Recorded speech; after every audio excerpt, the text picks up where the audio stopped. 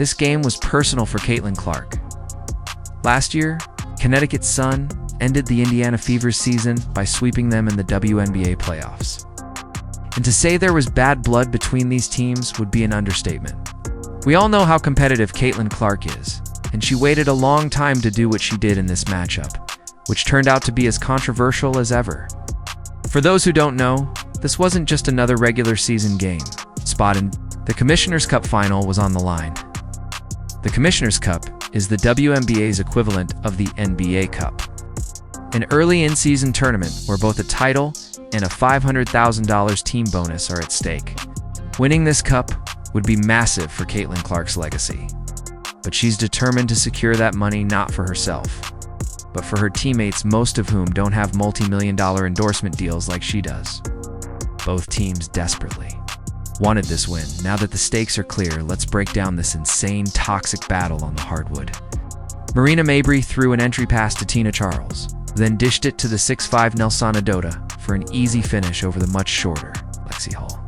Some fans may remember Mabrey torching Indiana last season, but early in this game, she looked completely off.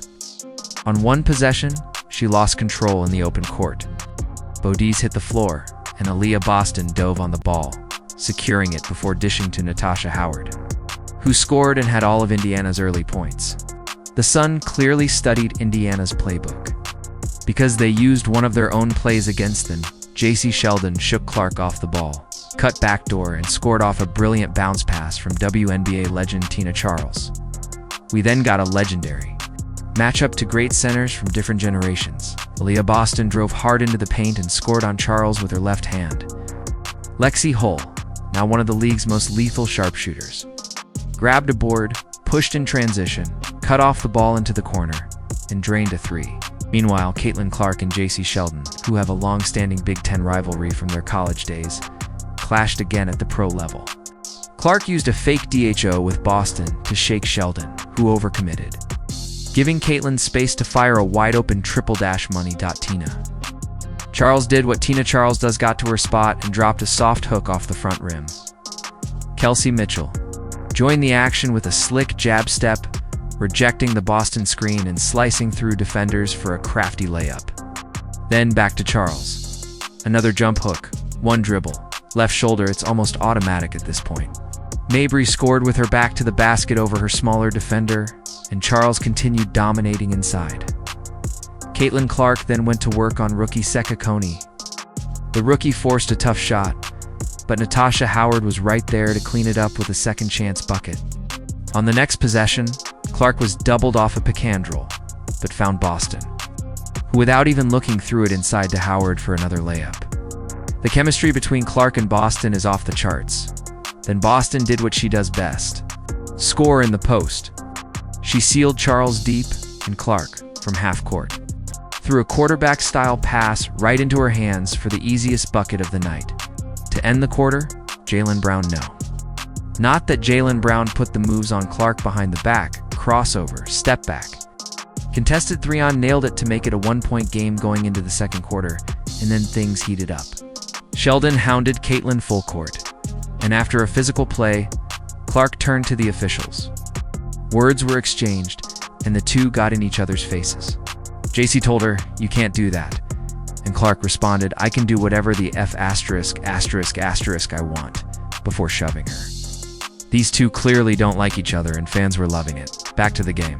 Kelsey Mitchell took advantage of a mismatch, using a quick cross to get space, then used her body to shield defenders for a tough layup off the glass. The Clark-Boston two-man game continued dominating. When the Sun blitzed Clark, she hit Boston at the elbow, who faked the handoff and pulled up for a smooth jumper. From the inbound, Clark passed to Boston, who gave it right back. The defense blitzed Clark again, but she crossed back to her left and launched a deep three. Splash. On another inbound play, Donta snuck behind the defense for an easy bucket. Next, the Fever forgot about the inbounder. Clark caught the pass, retreated to the three-point line unguarded, and drilled her third three of the half. Indiana had seized the momentum. Then came Clark's defensiest defense. She stepped into a passing lane, intercepted the ball, and ran the break. She forced Mabrey into a tough decision, bounced it to her running mate, and the Fever scored. Moments later, she intercepted another pass across the court and triggered a fast break. Dantas missed, but Kelsey Mitchell, shortest player on the court, snagged the rebound among giants and scored again. Indiana was running away with it. But Tina Charles wasn't done. At 36, she continued dominating mid-post. Face-up, one-dribble, jumper bucket. Caitlin Clark kept orchestrating a give-and-go with Dantas, using her eyes to trick Mabry and opening the lane for a smooth reverse layup. On another fast break, Sophie Cunningham found Mitchell, who outran Harley and finished at the rim, now led by double digits. Sophie wasn't backing down either. She shoved Jaylen Brown to the floor in a heated moment. As the first half ended, the Fever led 47-38. Caitlin Clark was locked in with 12 points, 5 assists, and 2 steals, setting the tone for what would be a wild second half. Steals in what's shaping up to be a crazy revenge game. But the second half is about to get insane, so stick around, because we're diving into it right after you subscribe to support one of the few real NBA creators in a space full of AI robots. The Indiana Fever in third quarters are like prime Golden State, and Lexi Hull is Klay Thompson, a 3-and-D specialist. Leah Boston runs the floor coast to coast, kicks it to Lexi in the corner, and that's automatic from a 55% three-point shooter on the year. But if Lexi is Klay, then Aliyah is Draymond. Watch her fake to get action with Clark, draw in the defense, and find Kelsey Mitchell in the opposite corner for another 3.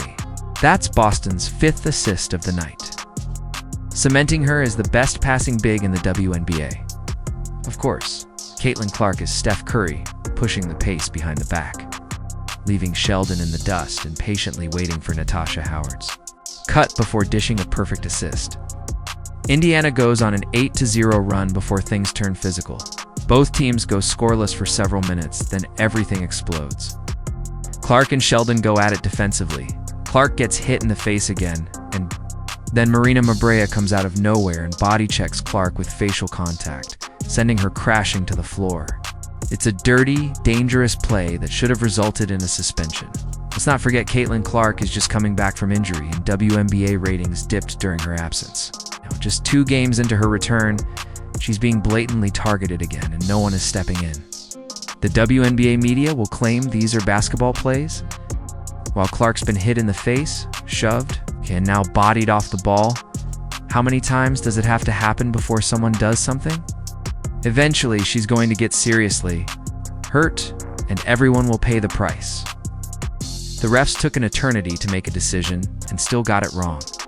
Sheldon was rightly called for a flagrant, but Clark, Mabry, and Tina Charles all received technicals. Can someone explain how Caitlin Clark did anything to deserve the same punishment as Mabry, who launched into her without provocation? Shame on the officials. But despite the chaos, there's still basketball to be played. A Commissioner's Cup final spot on the line. Yet the dirty plays continued this time. Mabry, already booed by the crowd, dribbles off a screen, and Nelson Ododa delivers a shoulder straight to Lexi Hull's face. She hits the floor hard, but it's ruled a standard offensive foul, and the refs don't even review it. Connecticut found some offensive rhythm while most of Indiana's third quarter points came from the free throw line. They were fouled nearly every possession. Truthfully, there wasn't much basketball. In the third, it looked more like the UFC. Clark had to sit for her own safety. So let's fast forward to the fourth, where things got serious again. Dantas started it off with a clean pick and pop 3 from the top of the key, and Jaylen Brown pulled up in transition and buried a deep 3 to keep Connecticut alive. Indiana answered. Dantas handed off, set a hard screen, and freed Sophie Cunningham to drive in for a layup. Is everyone on the Sun a dirty player? Look at Rivers. She banged into Clark 3 times before the refs finally called the foul on the third hit. Still, Indiana kept playing beautiful ball. Clark to Howard. Lexi drove and kicked out to Boston, who of all people launched a 3 and drained it. Another play, another hard foul on Caitlin Clark. How she maintains her composure is beyond belief. She has every reason to lose it, but instead she lets her game do the talking. She was about to shout loud. Watch her here dancing past defenders, blowing by Sheldon, crossing over past Tina Charles. and pulling up for a silky mid-range jumper. Fever up 15, and the sun officially setting on Connecticut. Indiana's inbound plays? Still elite. Hull sprints around screens, tips the inbound to Sophie Cunningham wide open in the corner 3 ball. Splash, friendly bounce included. And now, Clark is deep in her bag. JC Sheldon wanted the smoke, and Caitlin gave it to her waiting for the screen recovery, sidestepping into a deep 3 right in her face. Cash. Then she turns to the Sun bench and lets them know taunting as she scorches them in real time. Fever up 20, timeout Connecticut, Caitlin and Sheldon, still jawing. This time, Clark looks her dead in the eye and says, "You can't guard me. You could never guard me," then turns to the home crowd and hypes them up to their feet as the sun starts to unravel. That was the final play for Clark in this one she signs out after a statement performance. But the drama wasn't done. Sophie Cunningham was heckled to the ground with no foul called, but Sophie isn't one to forget. And in the final minute, she made a statement.